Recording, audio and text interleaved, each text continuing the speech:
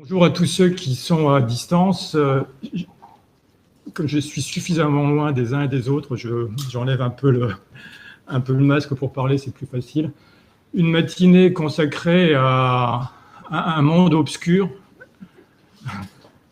un monde de 100 grades, les gens de l'ombre, les observatoires des branches et les observatoires territoriaux. Une matinée qui va se dérouler en 3 étapes. Une première étape où on aura une présentation et un mot de bienvenue de M. Chemin, qui est le délégué ou secrétaire général des Compagnons du Devoir, qui nous accueille aujourd'hui. Et merci beaucoup d'avoir permis que cette réunion puisse se tenir aussi en présentiel avec le respect des barrières sanitaires. Un deuxième temps, une première table ronde où on va un peu faire de la pédagogie. C'est qu'est-ce que c'est un observatoire de branche? Qu'est-ce que c'est un observatoire territorial? Quel est le rôle de France Compétences dans l'animation des observatoires? Alors la loi dit de branche, mais c'est bien au-delà uniquement que des observatoires de branche. Donc ça, c'est un premier temps. On fera une petite pause qui nous permettra un peu de se restaurer et de se reposer. Et puis un deuxième temps qui sera une table ronde autour d'un dispositif tout nouveau qui vient d'arriver, qui s'appelle Transition collective, Transco, Transition Co. Ça dépend de qui utilise l'acronyme, encore un nouveau truc qui arrive.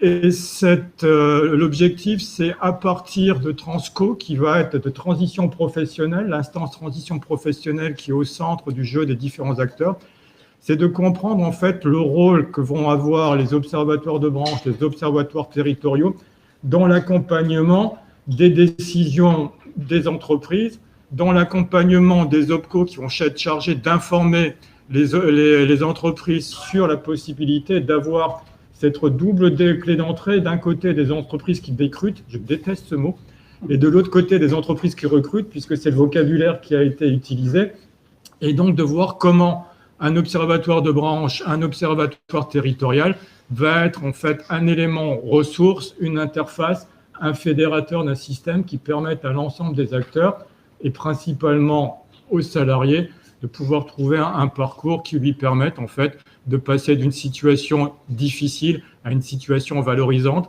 de voir comment on peut répondre aux besoins de certains secteurs et notamment des secteurs dont les métiers sont en tension parce qu'il y a des métiers en tension, et comment en fait on peut accompagner chacun en fonction des compétences des uns et des autres pour pouvoir demain se réaliser, pas uniquement en tant qu'individu professionnel, mais aussi en tant qu'individu social, parce que l'émancipation, si elle se fait par le travail, elle se fait aussi par l'individu citoyen. Ça permet de faire une transition avec les Compagnons du Devoir et donc une présentation de ce qu'est... merci déjà de vous recevoir. Donc, je vous laisse la parole. Bonjour à toutes et tous. Bonjour aux gens qui sont finalement connectés à distance, puisqu'on a depuis maintenant quelques mois pris l'habitude de faire des réunions hybrides ou tout distanciel. Enfin, voilà, on s'est rééduqué dans des modes de communication et de travail complètement différents. Et puis, bienvenue à ceux qui sont sur place, puisque finalement, on a enfin, depuis quelques semaines, un peu de monde dans nos salles. Nous avons forcément pris en compte la chose par les mesures sanitaires pour finalement mettre en sécurité nos salariés au sein du siège social et nos jeunes, puisqu'on a encore des jeunes qui sont bien sûr en formation et entre autres sur la Maison de Paris à côté. Donc nous n'avons plus forcément l'habitude d'ouvrir nos salles, mais c'est bienvenu, puisque finalement c'est un peu nouveau, du coup, voilà, c'est un modèle nouveau, en fait, de se voir en présentiel. Voilà. Alors, ce que j'ai envie de vous dire, les Compagnons du Devoir, par rapport à votre thématique d'aujourd'hui, ou vos thématiques d'aujourd'hui, effectivement, les observatoires, observatoires des branches, observatoires des territoires, pour nous, c'est important, puisque nous formons à peu près 10 000 jeunes sur le territoire français, tous les ans. Et finalement, ce qu'on dit toujours chez nous, enfin la maxime de départ, c'est femmes et hommes de métier qui s'accomplissent effectivement par leur métier dans un esprit d'ouverture et de partage. Si demain, pas de métier, plus de femmes et d'hommes de métier, et donc plus de compagnonnage.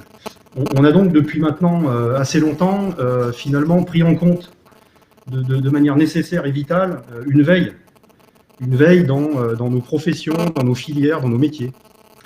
Alors cette veille, elle permet de prendre en compte les modes de transformation qui vont traverser les métiers, qui vont nous obliger à nous poser des questions. Alors pour ce faire, on a une cellule, en fait, ou des cellules qu'on appelle devenir du métier et des métiers, en fait, qui permettent de travailler sur des aspects de prospective, pour prendre en compte des éléments évidents de tous les jours, l'aspect et l'arrivée du numérique à grande échelle, l'environnement, l'économie, la sociologie, la démographie, les aspects culturels. Voilà, et pour ce faire, on met en place de manière collaborative des ateliers de travail, finalement, qui nous permettent de nous positionner. Alors, ça va permettre d'élaborer, par exemple, des revues. Alors, je vous en ai amené quelques-unes. Alors, malheureusement, pour les gens qui sont à distance, c'est pas évident, mais des petites productions que nous écrivons sur nos positions de prospective à travers toutes les thématiques que je viens d'annoncer, de façon à ce que demain, les femmes et les hommes de métier puissent être en capacité de se projeter et surtout de garder traditionnellement aussi nos savoir-faire et nos savoir-être, puisque c'est important chez nous, l'un ne va pas sans l'autre. Voilà. Donc, je voulais déjà vous souhaiter une bonne réunion. Merci de votre présence. Et puis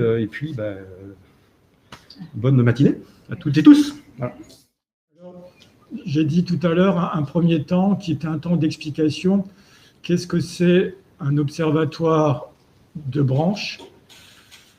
Alors, avant de ça, pardon, j'oublie qu'il y a une introduction qui est faite par Aline Valette du CEREC. Et donc, je laisse Frédéric faire les manœuvres qu'il faut pour que ce soit Madame Valette qui fasse l'introduction. Juste une petite publicité. Le CEREC vient de sortir un 4 pages et est en train de travailler un rapport pour France Compétences sur la place des observatoires de branche. Et ce travail-là, donc l'introduction qui va être faite est issue de la réflexion qui est en cours actuellement. Donc, c'est un travail qui est fait par le CEREC. Je passe la parole à Madame Valette pour qu'elle nous introduise un peu cette matinée et pose les enjeux de l'observatoire de branche, observatoires territoriaux. Quel rôle, quel suivi dans le cadre de la stratégie des acteurs de l'emploi et de la formation. Et chaque mot est pesé pour qu'on voit bien comment les choses évoluent. Est-ce qu'on vous entend? Merci. Bonjour. Tout le monde m'entend? Oui, super. Ok, le partage d'écran. J'espère que voilà, tout le monde a accès à la présentation. Et puis, sans plus tarder, je vais rentrer dans le vif du sujet. Donc, effectivement, c'est pour vous présenter le fruit de l'étude que l'on a menée en partenariat avec France Compétences. Donc, je ne reviendrai pas directement. Vous avez dans la salle la chance d'avoir le bref en version papier. Les internautes peuvent le télécharger facilement sur notre site s'ils ne l'ont déjà pas. Et donc, vous avez un peu plus sur la partie méthodologie et le déroulement de l'enquête. Donc, je laisse ça de côté. Je me concentre sur les résultats. Donc, je vous parlerai de 4 points rapidement pour lancer les débats de la matinée. L'environnement institutionnel des OPMQ, leurs principales caractéristiques, et puis un petit point sur leur production, les travaux en commun et les perspectives et les enjeux du moment. Alors, donc, ce schéma est issu du bref, effectivement, qui fait un petit point sur l'environnement institutionnel des OPMQ, parce que finalement, on va voir que ces 3 pointes du triangle sont finalement, depuis quelques années et encore plus récemment, traversées par des évolutions profondes qui vont justement modifier tout ce paysage. Alors, sur le haut, vous avez les CPNEFP, Commission paritaire nationale de l'emploi et de la formation professionnelle, qui sont donc les instances de branche, qui sont le lieu politique de pilotage et d'orientation des travaux des OPMQ, qui sont justement là pour alimenter, outiller les branches dans leur politique emploi-formation. Depuis 2004, mais surtout à partir de 2014, on a pour autant un mouvement de rapprochement des branches, donc qui viennent percuter ces instances et l'ensemble des instances de branches. On ajoute la réforme du système de relations professionnelles et de représentativité des organisations employeurs et le salarié. Et le 3e mouvement, la réforme systémique de la formation professionnelle avec la loi à venir de septembre 2018. Et donc, ce triple mouvement change quand même profondément le paysage. Ensuite, vous avez sur la droite la pointe avec les OPCO, qui sont donc issus justement du regroupement des OPCA dans le cadre de la loi de septembre 2018. Donc, on a 11 nouveaux OPCO qui sont donc interbranches par nature, avec donc 3 missions principales sur donc, le développement de l'alternance, l'accompagnement des entreprises, le service aux branches. Ces 2 derniers points ne sont pas nouveaux. Je dirais, ils actent finalement l'évolution qu'avaient suivi les OPCA. Et là, je vous renvoie à d'autres travaux du CEREC là-dessus, sur vraiment ce rôle de conseil et d'offre de services aux branches et aux entreprises qui s'est construit au fur et à mesure. Et là, les OPCO, en fait, sont un échelon à la fois politique et technique. Politique, bien entendu, avec leur conseil d'administration paritaire, avec les sections paritaires professionnelles, des commissions transversales sur l'ensemble des champs de compétences des OPCO, et puis des directions et des services opérationnels pour la mise en œuvre de cette offre de services aux branches, aux entreprises, sur l'appui technique, financement de la formation, de l'alternance, ingénierie de certification notamment. Et aussi une mission d'observation qui va du coup les mettre en lien très fortement avec les OPMQ. Et là, du coup, on va faire un petit zoom sur cette dernière pointe du triangle, puisque s'il existe des observatoires de branches depuis la fin des années 90, c'est vraiment la loi de 2004 qui fait suite à l'ANI de 2003 qui les a généralisés et qui donc donne mandat et mission aux branches de mettre en place un observatoire prospectif des métiers et des qualifications, avec dès le départ vraiment une mission d'outillage via la production d'informations et de connaissances des partenaires sociaux pour l'élaboration de leur politique. Alors, la loi de septembre 2018 ne change pas fondamentalement leur mission, mais bien entendu, vu qu'elles s'inscrivent dans le cadre des OPCO par le biais des branches pour lesquelles elles travaillent, ben effectivement, tout cet écosystème est bouleversé et les relations doivent être reconstruites, je dirais, puisqu'on a toujours une gouvernance de branches au niveau de l'observatoire, ça n'a pas changé, sauf à ce qu'il y ait un choix politique de l'ensemble des branches adhérentes d'un OPCO qui décide qu'il n'y ait plus qu'un observatoire ou quelle sera l'interaction et les liens entre les observatoires des branches concernées et les missions d'observation de l'OPCO. Donc ça, c'est tout un pan que je ne développerai pas aujourd'hui, mais sur lequel on pourra échanger. Et puis, effectivement, la loi de 2018 qui donne les missions de consolider, animer et rendre public les travaux des observatoires à France Compétences. Et ça, bon, on y reviendra dans la première table ronde. Donc, quelques éléments chiffrés un petit peu pour dresser le panorama de ces observatoires. Le modèle de l'observatoire monobranche reste majoritaire, c'est celui qui est issu de la loi 2004, c'est 85% des observatoires qu'on a pu interroger. Et donc, bien entendu, on a une diversité de situations de positionnement de ces observatoires en termes de périmètre couvert, nombre de salariés, d'entreprises, de taille d'équipe et de budget. Pour autant, ces observatoires sont maintenant en fait inscrits dans le paysage depuis assez longtemps, puisque donc, plus de la moitié ont quasiment 15 ans d'ancienneté maintenant. On va voir au fur et à mesure qu'ils se sont vraiment adaptés, évolués au fil des enjeux, enfin des temps pour s'adapter aux enjeux des branches.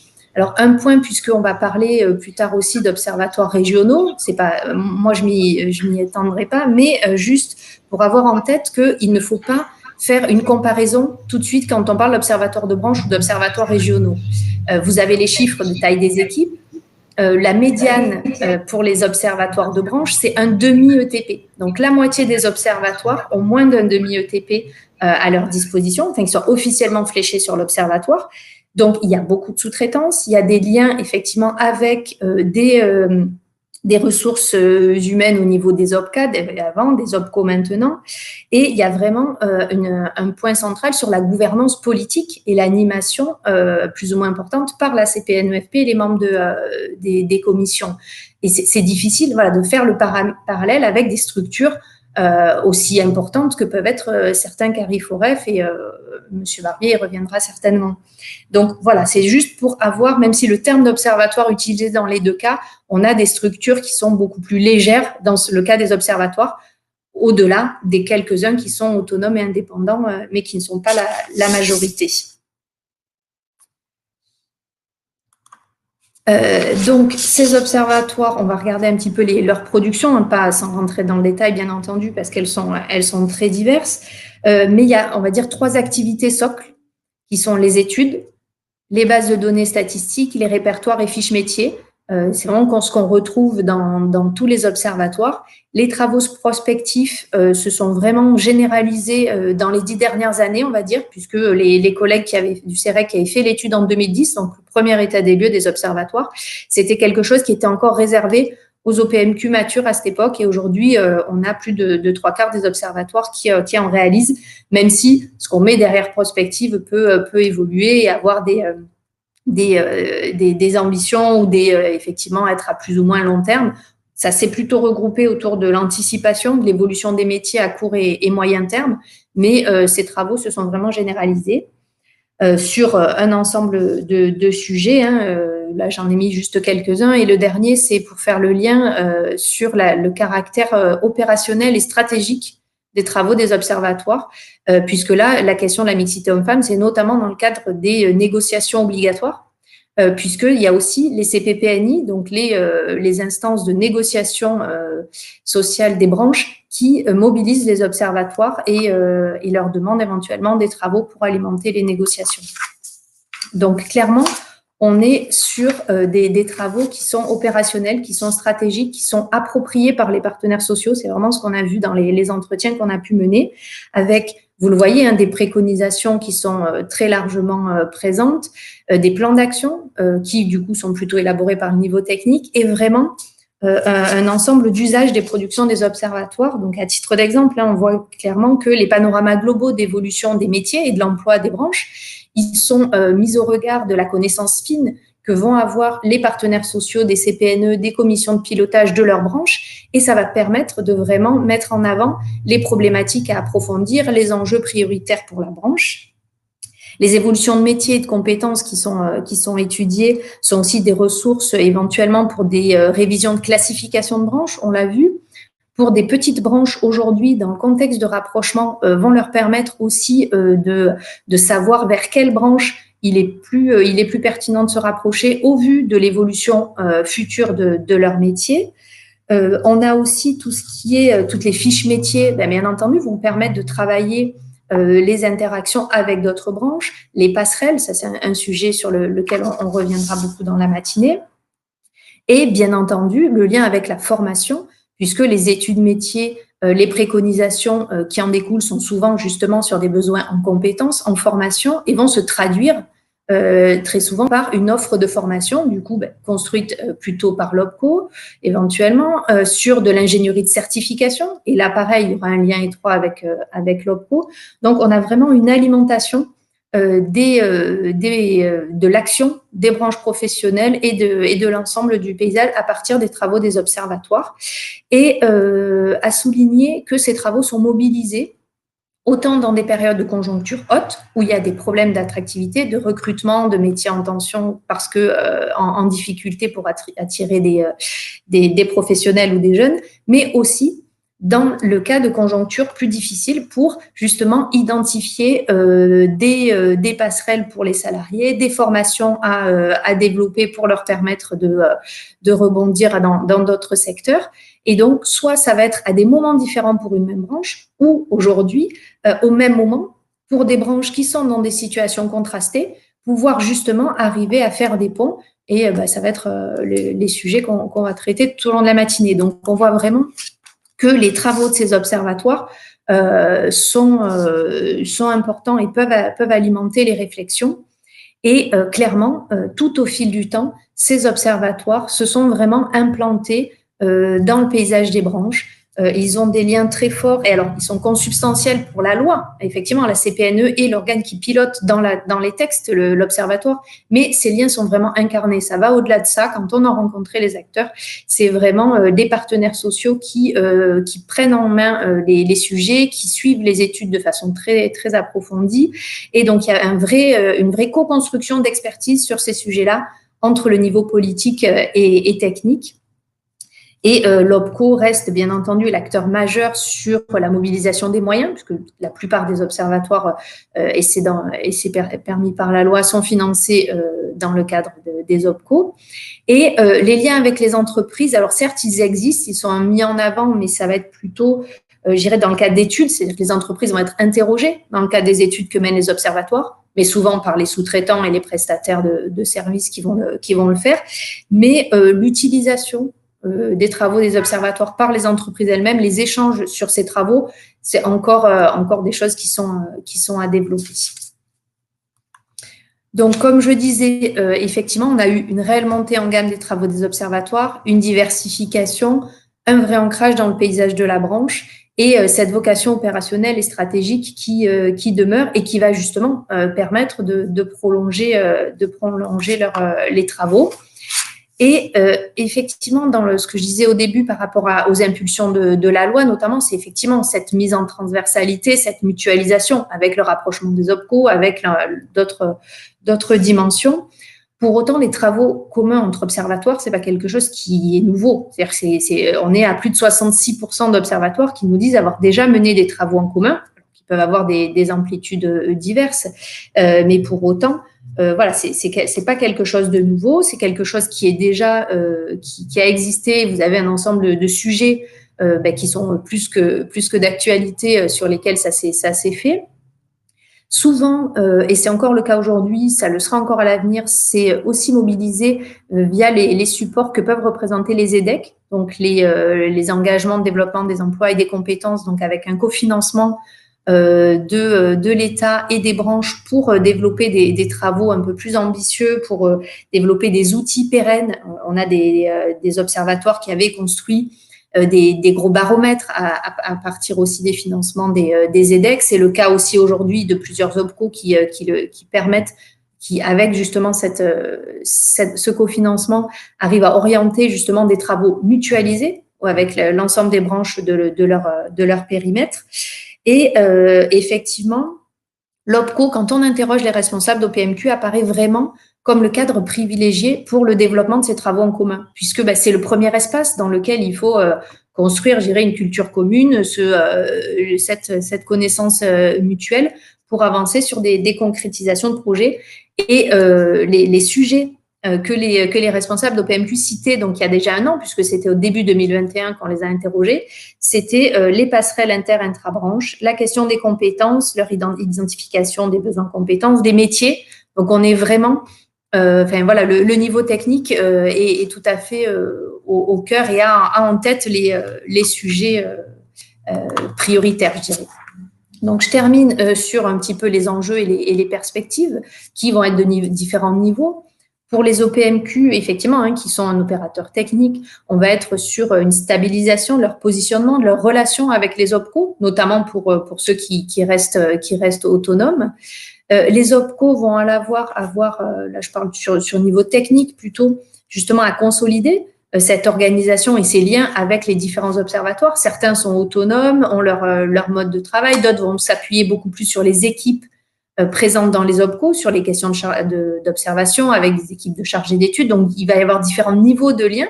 Et donc, ça va continuer à construire jusqu'ici. Et puis, du coup, nourrir justement cette dynamique de mutualisation.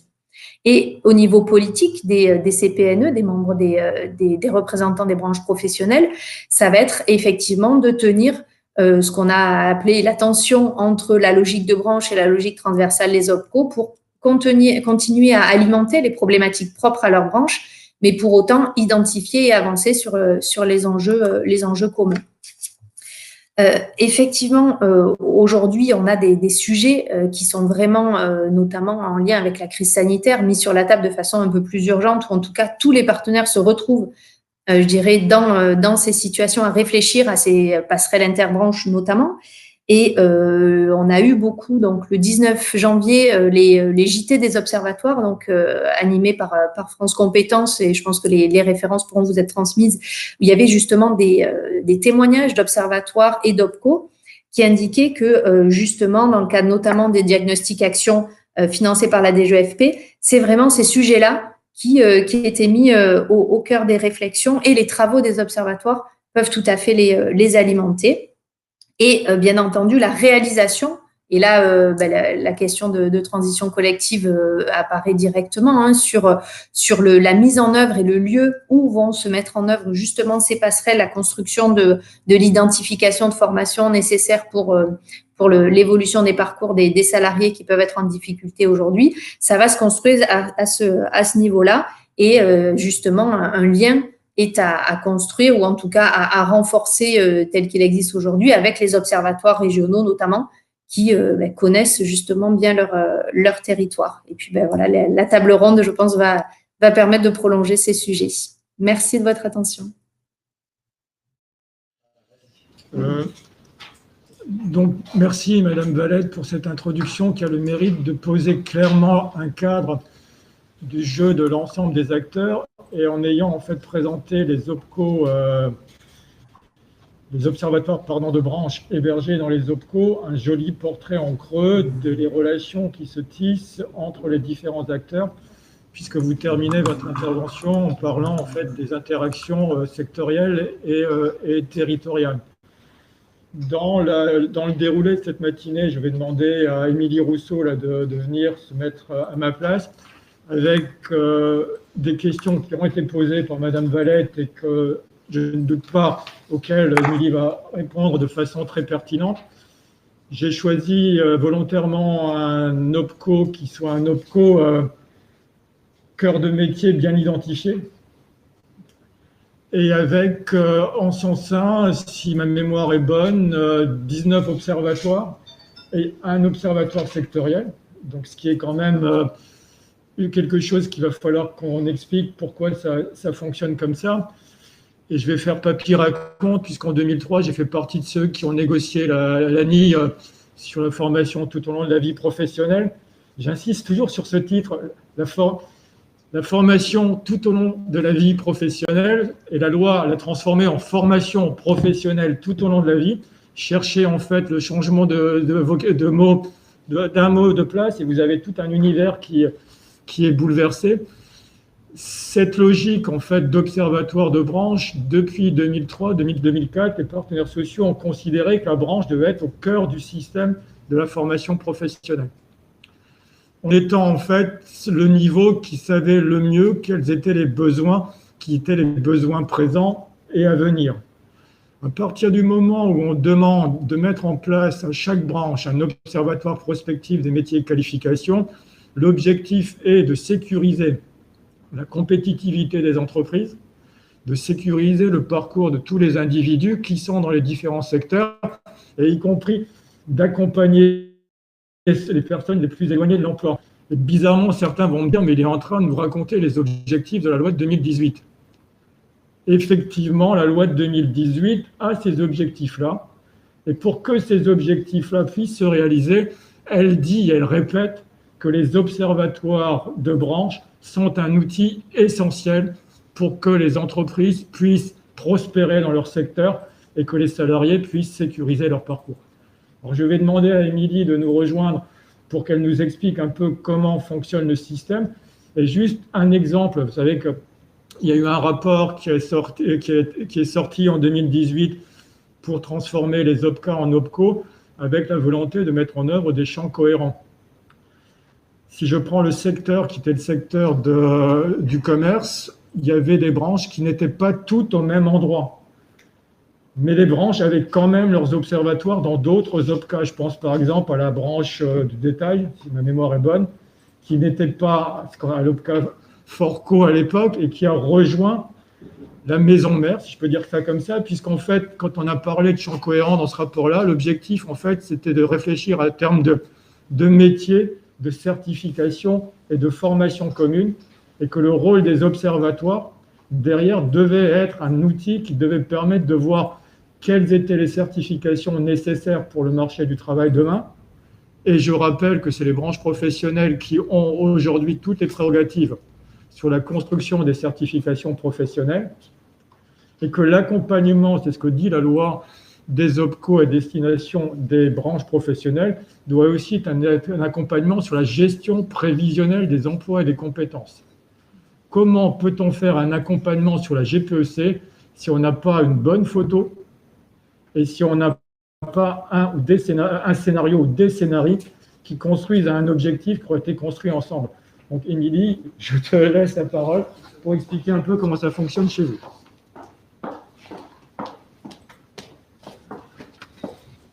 Merci René, bonjour à tous. Alors effectivement, je vais vous parler de l'Observatoire prospectif du commerce et des 19 observatoires de branche, puisque nous sommes, donc ces observatoires sont hébergés par l'OPCO du commerce, l'OPCommerce, avec un pilotage politique des partenaires sociaux. Donc, pour revenir à ce qu'est l'OPCommerce et pour rebondir sur ce que disait René, effectivement, on était à l'origine un OPCA qui était déjà plus ou moins sectoriel puisqu'on regroupait 13 branches professionnelles qui avaient comme ADN commun le commerce, que ce soit le commerce de grande distribution ou de détail. Et puis avec la réforme, la dernière réforme, d'autres branches nous ont rejoints. On est maintenant 19 branches professionnelles avec une cohérence sectorielle qui a été renforcée, qui pourrait l'être encore plus, mais en tout cas déjà on est dans une bonne dynamique. Donc 19 branches, ça recouvre 90 000 entreprises et 1,7 million salariés. On a des branches très, très diversifiées. On peut avoir des branches qui couvrent 4 000 salariés jusqu'à une branche qui couvre 620 000 salariés et qui couvre aussi le premier employeur de France, sans la nommer. L'Observatoire prospectif du commerce est dans le bel âge. Il a 25 ans. Il a été créé en 1996. Donc, on a une histoire qui nous porte aussi. Et la spécificité qu'on a, et j'irai dans le détail en vous précisant la gouvernance qui est un petit peu particulière chez nous, c'est qu'on a un observatoire sectoriel, l'Observatoire prospectif du commerce, mais l'OPCommerce héberge également chacun des observatoires de branche. Et donc, on a 20 observatoires qui sont hébergés à l'OPCommerce. Pour répondre à tous ces travaux, qui ont été d'ailleurs détaillés par Aline Valette, je dispose de 8 collaborateurs, 6 collaborateurs à l'Observatoire et 2 collaborateurs pour alimenter les politiques de certification des partenaires sociaux. Notre convention d'objectifs et de moyens, donc, que l'OPCommerce a signée avec l'État, nous a fixé pour ces 3 années jusqu'en 2022 un objectif sectoriel et qui renforce du coup le rôle de l'Observatoire prospectif du commerce, c'est-à-dire que on va être dans une logique de mutualisation des travaux et de travailler sur cette cohérence sectorielle qui a été rendue possible par le regroupement des branches et qui a aussi été rendue possible par la cohérence du champ couvert par l'OPCO, par l'OPCommerce. Et donc, notre objectif est de passer de 41% de part d'études interbranches portées par le financement de l'OPCO en 2020 à 55% d'études interbranches. Donc, vous voyez, on est vraiment dans cette logique sectorielle et la réforme nous porte dans ces objectifs-là. En termes de fonctionnement, et particulièrement sur la question du financement, toujours en rapport avec cette convention d'objectifs et de moyens, on dispose d'un budget qui est fixé annuellement et dont la source provient des collectes que l'on effectue auprès des entreprises qui ressortent du champ d'agrément de l'OPCommerce. Et c'est un pourcentage de cette collecte qui est attribué aux dépenses des observatoires, que ce soit l'Observatoire prospectif du commerce, donc la partie sectorielle, et que ce soit les 19 observatoires de branche. C'est un budget qui est conséquent, puisqu'il y a des objectifs qui sont importants. On est à peu près sur 1,8 million, on tourne entre 1,5 million et 2 millions. Et c'est réparti en fonction à 50% pour les études interbranches et puis à 50% pour chacun des observatoires de branches répartis en fonction du poids de collecte de chacune des branches. Comme ça, vous saurez tout. Et il y a une mutualisation qui est possible parce qu'on sait que certaines branches qui ont des ressources moins importantes peuvent avoir pour autant des besoins en termes de travaux prospectifs ou de travaux sur l'évolution des métiers qui dépassent le budget alloué. Et dans ce cas-là, on fait jouer la mutualisation pour pouvoir accompagner également les partenaires sociaux de ces branches. En plus, on s'appuie sur des cofinancements et notamment, ça a été évoqué tout à l'heure, les EDEC. On en est à notre deuxième EDEC. Le premier était sous l'ère de l'OPCA, donc on l'avait signé au bénéfice de nos 13 branches adhérentes, avec un fil conducteur à l'époque qui était la transition numérique. Et ça a été très, très structurant parce que c'est ce qui nous a permis de réellement enclencher cette dynamique sectorielle avant même l'application de la réforme et du regroupement des branches. Donc, on était déjà sur cette dynamique sectorielle. Et puis là, le deuxième EDEC dans lequel on est, on a un fil conducteur qui est à la fois la prospective et la transition écologique, parce que nos métiers sont impactés aussi très fortement par cette transition écologique et toutes les modifications en termes d'habitudes de consommation et donc de positionnement de nos commerces qui sont fortement impactés et qui impactent du coup les métiers. La gouvernance, je vous en parlais.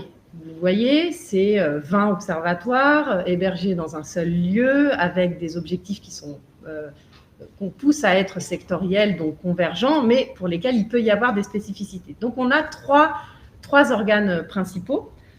On a le conseil d'administration paritaire, bien sûr, de l'OPCommerce, qui valide les budgets et qui suit les bilans de tous les travaux, que ce soit des travaux de branche ou des travaux sectoriels. On a un organe paritaire qui pilote plus spécifiquement les travaux sectoriels et ça permet d'alimenter un débat sectoriel au sein de nos partenaires sociaux de branche. Ils se retrouvent dans cette instance dédiée et on se retrouve 4 à 5 fois par an pour pouvoir imaginer les travaux sectoriels sur lesquels on pourra se positionner, dans le cadre d'EDEC ou pas d'ailleurs, et puis on en fait des restitutions au fil de l'eau. Et puis bien sûr, mais ça c'est plus classique, les 19 CPNEFP des branches qui nous donnent commande, qui donnent commande à chacun de à son observatoire pour conduire des travaux annuels. En termes de production, on est à la fois sur des travaux externalisés, c'est-à-dire qu'on finance des travaux qui sont effectués par des cabinets spécialisés. Quand on est sur des sujets très spécifiques comme la transition écologique, ou quand on est sur des sujets très spécifiques comme la prise en compte du handicap dans certaines évolutions de métier, on s'appuie sur des experts. Par contre, comme on a une équipe qui est relativement dotée, on a aussi des travaux qui sont internalisés, et notamment la production de tous les rapports de branche qui nourrissent les négociations annuelles obligatoires des partenaires sociaux et qui leur permettent d'éditer leur rapport socio annuel. Ça, c'est internalisé.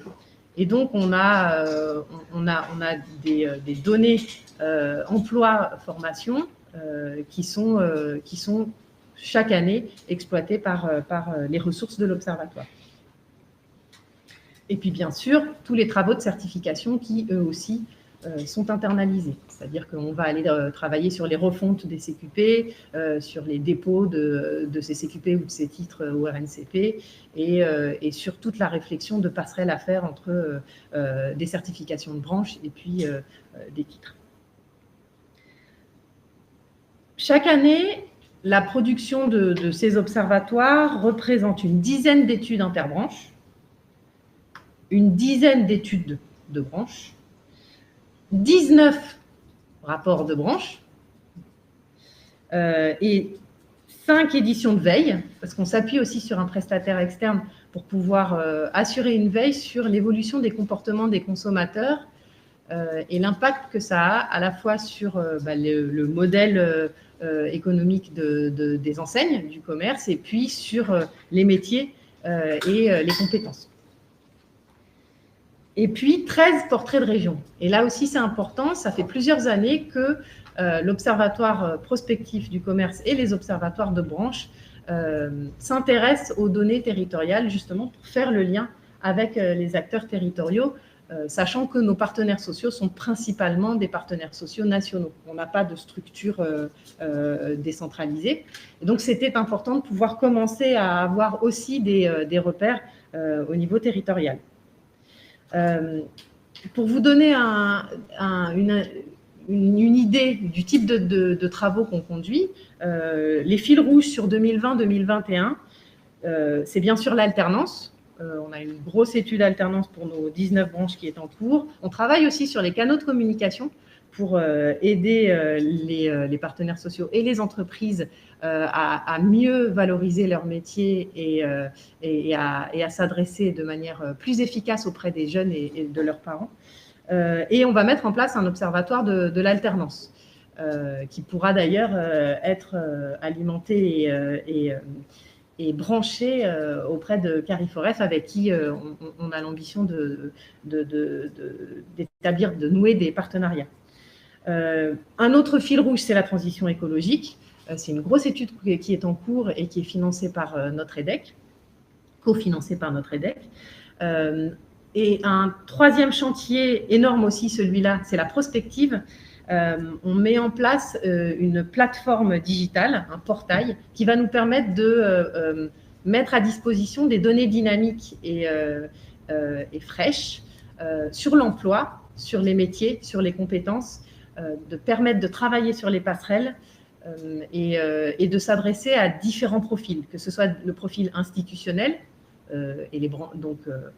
en région ou nationale, les partenaires sociaux bien sûr des branches, mais aussi les entreprises, les organismes de formation avec lesquels on travaille et les particuliers. Et ça, c'est une nouvelle cible que l'on s'est donné de toucher. On est bien sûr sur des travaux qui portent sur les métiers, donc ça, c'est notre cœur de mission. C'est plutôt des études de branche, mais on a pu aussi faire des travaux interbranches avec des Zoom Onicep, par exemple.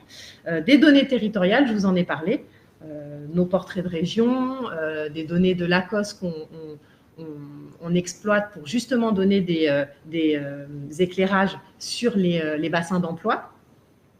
Et puis aussi des travaux qui nourrissent nos réflexions sur la crise sanitaire actuelle. On a travaillé avec le CREDOC pour voir quels étaient les impacts de l'évolution de la consommation dans le cadre de ce qu'on vit depuis un an et quelles sont les lignes forces et ce qui relève du structurel ou du conjoncturel. On est en train aussi de mener des diagnostics flash dans le cadre du PIC, donc du programme d'investissement sur les compétences. Donc là aussi, c'est du cofinancement. L'idée de voir sur certains secteurs, donc certaines branches très impactées par la crise du Covid, puisque les magasins ont fermé, de voir quelles sont les conséquences et comment accompagner les métiers les plus durement touchés. Et puis, bien sûr, ça fait le lien avec les dispositifs dont on parlera tout à l'heure, Transco, FNE Formation, et puis l'offre de services entreprises. Parce que l'objectif des observatoires, c'est bien de produire de la réflexion, mais aussi des éléments concrets à traduire en offre de services. Notamment, un exemple, on a conduit une étude sur la transition numérique il y a 2 ans. On a identifié les problématiques qui revenaient systématiquement. On a pu les traduire en diagnostic opérationnel pour les entreprises, leur permettant de faire leur bilan, un 360, sur leur maturité digitale et de proposer du coup des plans d'action pour pouvoir développer une existence numérique et diversifier du coup leur marché. Donc voilà les exemples. Je répondrai aux questions qui viendront. Voilà. On fera un tour ? Ok, très bien. Merci pour votre attention.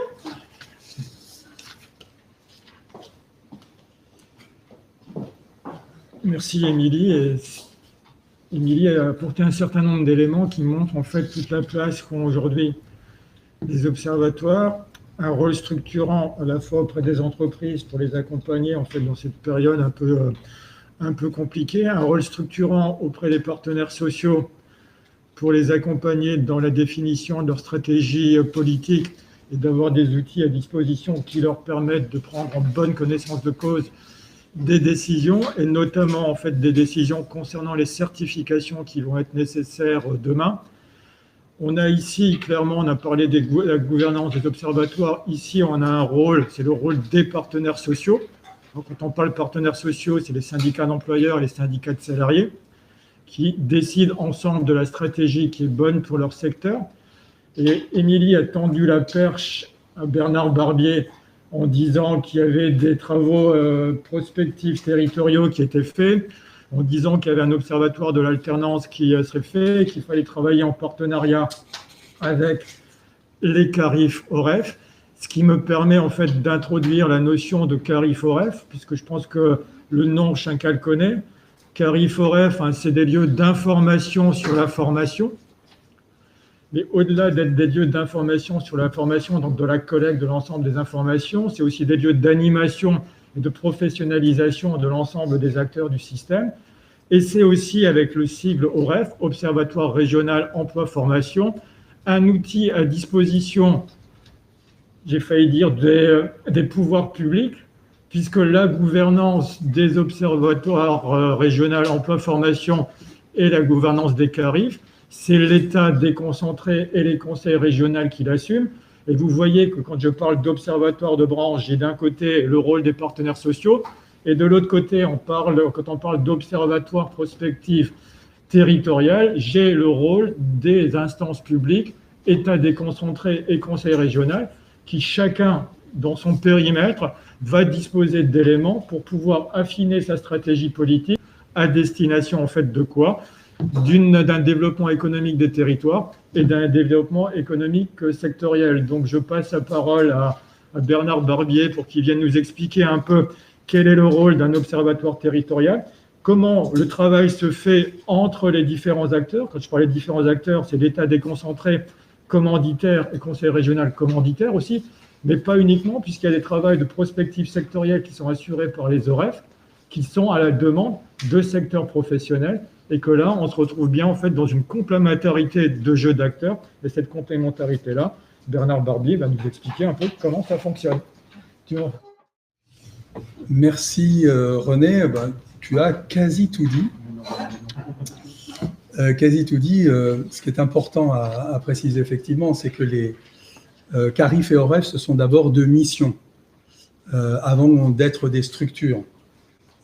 C'est une mission de CARIF, d'information sur la formation, d'animation, de professionnalisation, mais aussi d'OREF, d'Observatoire Régional Emploi-Formation, qui a aussi une mission de professionnalisation autant que de production d'études. Ces missions-là viennent de la décentralisation dès 84 et sont soumises, on pourrait dire ça comme ça, au CPER, c'est un contrat de plan État et région qui en assure la base des financements. Effectivement, ces deux missions sont portées par des structures, souvent des groupements d'intérêt public, des GIP, des associations, mais aussi possiblement, et c'est pour ça que c'est important de le considérer comme étant des missions, peuvent être intégrées directement aux collectivités. Il y a des collectivités qui ont intégré justement cette mission. Et on voit bien le rôle qu'il y a et l'imbrication, comme tu disais, qu'il y a entre des OREF, ces observatoires qui peuvent être sur des structures autonomes, et aussi les travaux avec les travaux d'études avec les collectivités, souvent et principalement régionales, et l'État. Justement, cette imbrication est très forte et c'est une collaboration très très proche, on pourrait presque dire quotidienne, pour travailler sur un certain nombre d'enjeux. Parce que la création des OREF est une création d'un besoin d'aide à la réflexion et d'aide à la décision pour accompagner les politiques publiques. Donc, tu disais pouvoir public, oui. Ce sont des outils d'accompagnement des politiques publiques pour produire de l'analyse et donc éclarer les réflexions, les décisions qui sont à prendre sur l'emploi et la formation. D'où le fait que ces observatoires sont chargés de produire de l'analyse sur la relation emploi-formation. Relation, comme pouvait dire le CEREC, relation qu'on cherche encore, bien entendu, entre l'emploi et la formation. Certains aimeraient que ce soit un adéquationnisme, d'autant plus qu'aujourd'hui, on est plutôt en train de construire un adéquationnisme des compétences. Mais en tout cas, cette relation emploi-formation est un vrai sujet, et c'est effectivement le sujet des analyses qui sont produites dans les OREF. Alors, en étant centré sur cette relation emploi-formation, bien entendu, la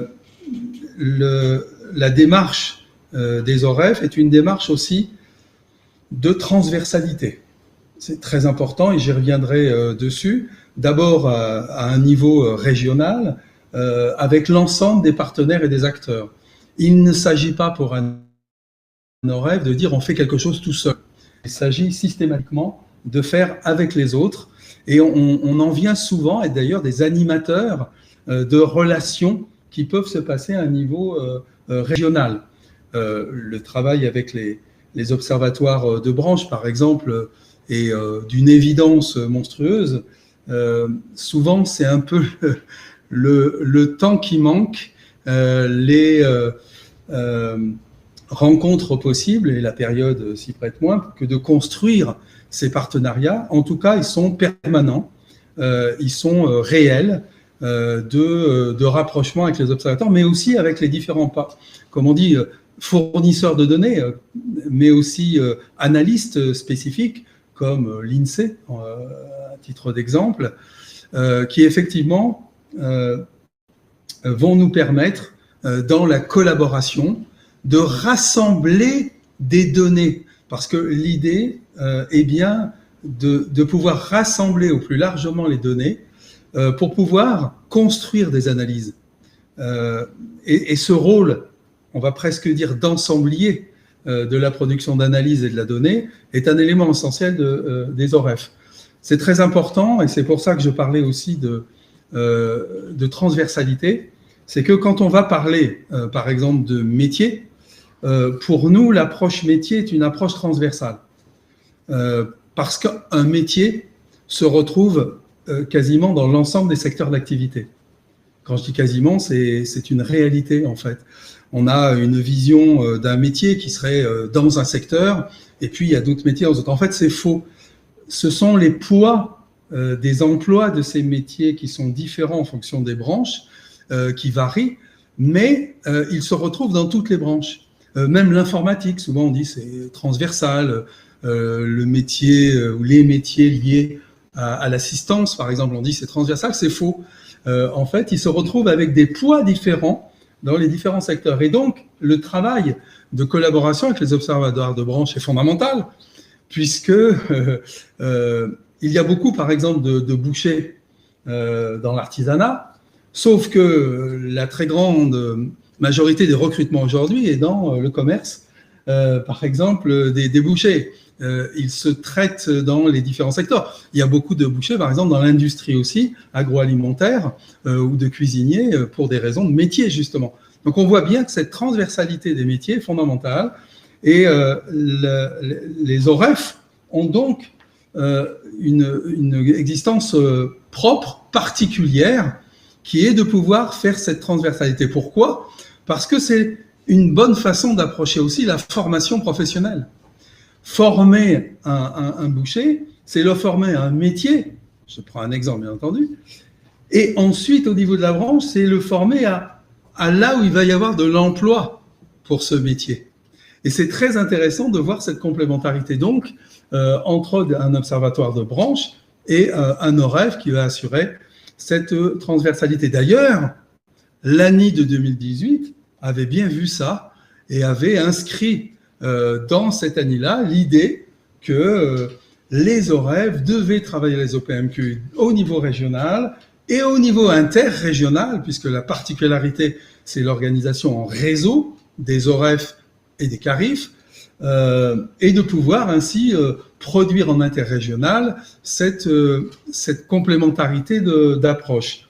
L'ANI, malheureusement, sur ce point-là, n'a pas été repris dans la loi, ce qui est bien dommage pour nous, mais ça devrait être peut-être réparé, souhaitons-le. En tout cas, ce travail en synergie est une composante forte des OREF.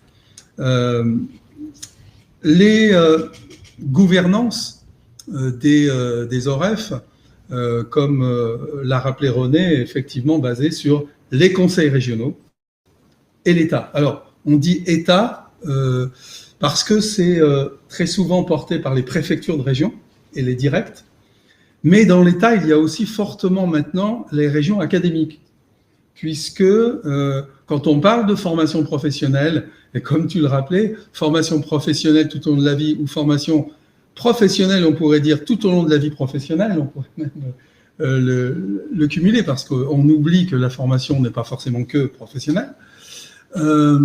Mais cette approche présuppose que l'on arrive à traiter ce regard sur la formation initiale et la formation qu'on appelle encore continue, alors que peut-être qu'il faudrait la transcender pour parler de formation professionnelle, puisque on voit bien qu'aujourd'hui, avec la façon dont est traité dans la loi l'apprentissage, c'est de la formation initiale qui s'invite dans une formation qui se veut continue. Là, il y a quelque chose, un entre-deux qui est étonnant, mais qui n'est pas étonnant, parce que formation professionnelle, c'est vraiment un continuum. Et on le voit précisément dans ce domaine-là, l'intérêt d'un OREF, c'est d'analyser les dynamiques,